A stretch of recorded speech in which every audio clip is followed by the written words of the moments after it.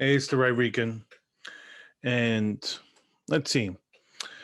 When does a pattern of behavior become um when does a pattern of behavior actually become symbolic of what the person believes or how a person feels or whatnot? Because what I want to talk about is how is it that these people in the squad in particular, in particular, Ilar, Omar, and Rashida Tlaib, in particular, those two, because they play the victim card so much, and it just gets on my nerves because it's like, listen, people call you anti-Semitic because you have a pattern. It's a pattern. You guys say anti-Semitic things, and if you think I'm exaggerating, just come here. Let me go to I have to go to it where show you guys here. If you come and you just I use DuckDuckGo. Just type in Rashida Tlaib anti-Semitic and look at all these articles you come up with. And let's say come here also. If you search, uh, well, actually, probably should put her whole name, but you put, you know what? Let's update it here, just because, I don't want to be called. Uh, I don't want to be called, sexist or something for not using her whole name. But here, look, story after story. Granted, they're going to be, most people on the left will go, oh, but these are right, right leaning sources and blah, blah, blah, blah. But, I got one from CNN from 2019. Rashida Tlaib stands by her Israel and Holocaust comments amid criticism. What was it? There's a kind of calming feeling I always tell folks when I think of the Holocaust and the tragedy of the Holocaust and the fact that it was my ancestors who lost their land and lost their lives, their livelihood, their human dignity, their existence in many ways have been wiped out in some people's passports. Um, so anyway, here she goes. Policing my words, twisting and turning them to ignite vile attacks on me will not work. This is she plays the victim card. Um, like I say, here I'm just gonna want to talk about what the recent story here. It goes here. Tlaib rips Democratic leadership, says freedom of speech doesn't exist for Muslim congresswomen, and this is the whole thing. She's, I mean, here, look, her party gave her a slap on the hand again. They didn't even, it was freedom of speech doesn't exist for Muslim women in Congress. The benefit of the doubt doesn't exist for Muslim women in Congress. Tlaib wrote in a tweet blasted out Thursday afternoon. Her fellow Democrats finally, said something, and she plays the victim. That's what they do. It goes here. House Democratic leadership should be ashamed of its relentless, exclusive tone policy of Congresswomen of color. It's like pl- just because you're a woman of color doesn't. That's because you're a POC doesn't uh, eliminate you from being a POS. Okay, and that's the whole thing. She uses her victimhood status as a cloak to protect her from her constant I'll say, her frequent, not constant, but throwing it out there that she'll say an anti-Semitic comment here and there, not realizing, maybe it's just she doesn't realize it because she's such an anti-Semite that she thinks that thinking and saying that stuff is normal, just like Ilar Omar. Because anyway, let me just keep going. Let me finish here. Um, It goes here, we must have the same level of accountability and justice for all victims of crimes against humanity. We have seen unthinkable atrocities committed by the US, Hamas, Israel, Afghanistan, and the Taliban, Omar wrote in a tweet, along with a video of her questioning of Blinken. So, here's someone who said, oh, she hopes that because Blinken's Jewish, she wasn't going to, stymie her speech. And here it goes here. The United States, here's what the 12 Jewish Democrats said in the statement. The United States and Israel are imperfect and, like all democracies, at times deserving of critique, but false equivalencies give cover to terrorist groups. The group of 12 Democrats said in the statement. We urge Congresswoman Omar to clarify her words, placing the U.S. and Israel in the same category as Hamas and the Taliban. That's all they asked. That's all they asked for her to do. They didn't even criticize her for her constant anti-Semitic remarks. Like I said, if you search, right, here's an article, it's a right-wing source, but still, this is from 2019. Omar deleted tweets this week containing some of her publicly anti-Semitic comments after having apologizing for her words, but not her views. In early February, Omar made a series of ill advised tweets concerning Jewish Americans, the state of Israel, and the United States government. It goes here, Omar peddled in anti Semitic stereotypes, miscategorizing a pro Israeli lobbying group, then garnered praise from the former Grand Wizard of the Ku Klux Klan.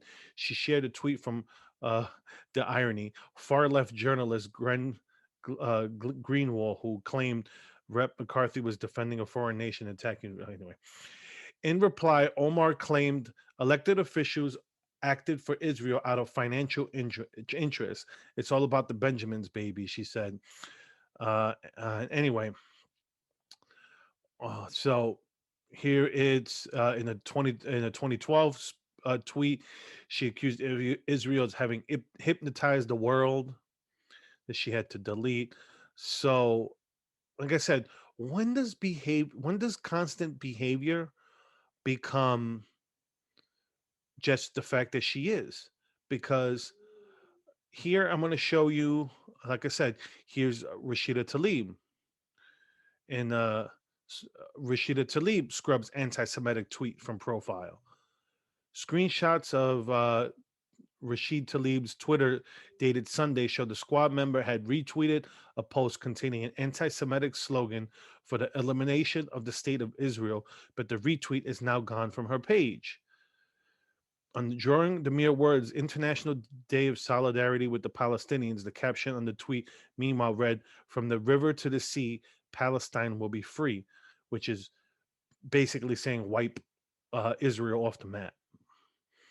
The phrase from the river to the sea, Palestine will be free, first rose to prominence as the slogan of the PLO during its founding in 1964. It refers to the notion that the land between the Jordan River and the Mediterranean Sea should be entirely under Arab control, with a Jewish state eliminated.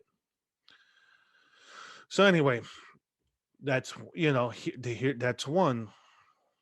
And it's here's when you have you get a left wing publication where it goes, Rashida Tlaib's Holocaust comments are wrong, but so are her critics.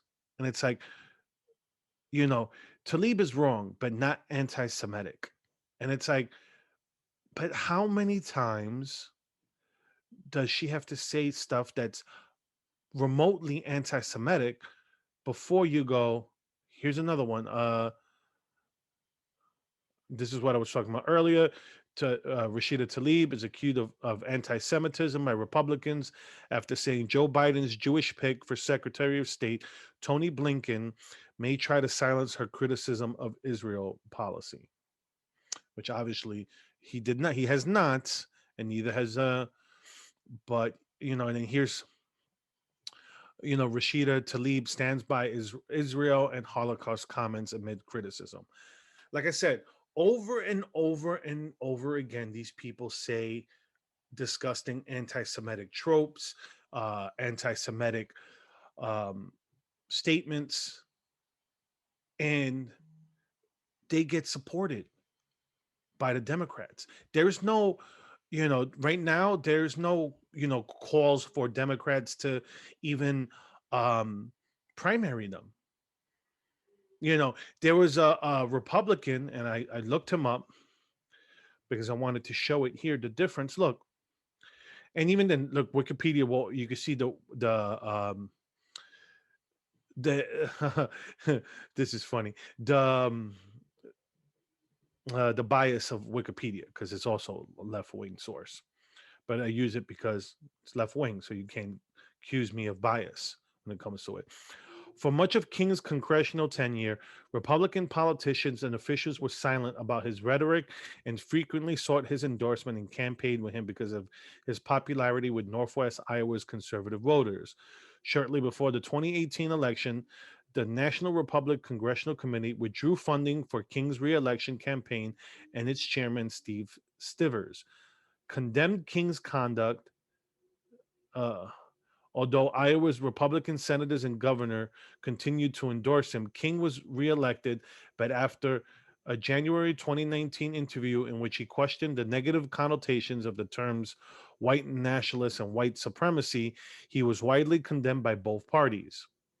See, this is the difference. Both here, he said something that was despicable, and he was condemned, wasn't supported. They didn't say he was, people didn't defend him like they do with Omar and Tlaib. Here, it's like, and then here it goes. They removed him from all House committee assignments. King ran for re-election, but campaign funding and supporting have declined. Lost the June 2020 Republican primary uh, to so he got primaried and lost. That's not what they're saying here. It goes, King ran for re-election, but campaign funding and support have having declined. No, he got primaried because the Republicans wanted to get rid of him. They already stripped his House committee assignments. Okay. So where's that now? Where's that going on with these people? Where is that going on with them? Where's the Democrats, the moderate Democrats to go? Look, listen, you guys got to go. We got to strip you of your commitment. Where's Pelosi? Where's your leadership, Pelosi? They should be stripped of any of all assignments, especially Omar. They need to be stripped of the assignments, but they won't even primary them. That's the whole thing. They won't, because this is where the party's going. Anti-Semitism fringe used to be fringe of the left wing part of the Democrats. And now, sad to say, that it's not fringe. It's there. It's in your face. And it all comes down to the acceptance of this critical race theory. Because when all you see in the world is in aspects of oppressed and suppressed, you don't see the shades of gray. You see Israel, and you see, they're oppressing the Palestinians, but meanwhile, when you look at the greater scheme of things, and you go, Israel is a blip on the map compared to the rest of the Muslim world. You have tons. You have plenty of Muslim majority countries. You have one Jewish state. So, and these two people hate it. Okay, and that's what they're, like I said, that's the anti-Semitism showing in the what I've said in what I think George Bush coined the phrase, the soft bigotry of low expectations. And it's like, because they're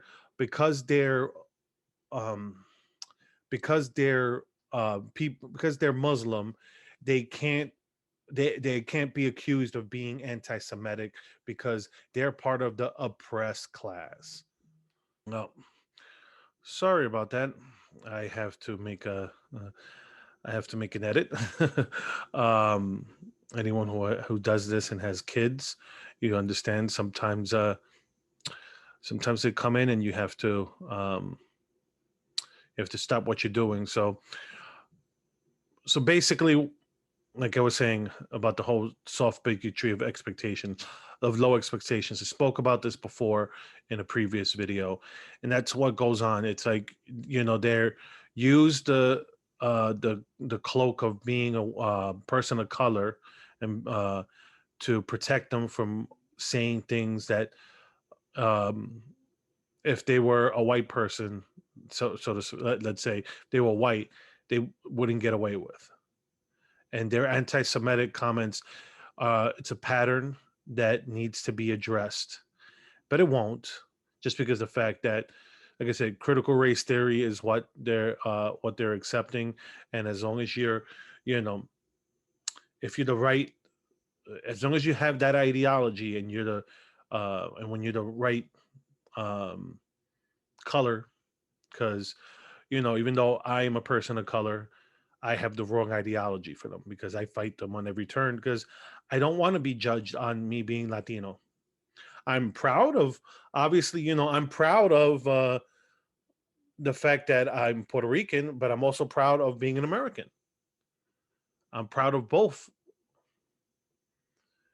And that's the difference about coming to this country versus other countries. In other countries, you could be an immigrant there, but you'll never be, French. You'll never be British. You come here and you could be American. That's the difference. So, anyways, the Right Rican, you can follow me on, post these videos on YouTube and Rumble, and also I'm on social media. You can follow me on Facebook, Twitter, Gab, and Telegram. All right. That being said, have a good one.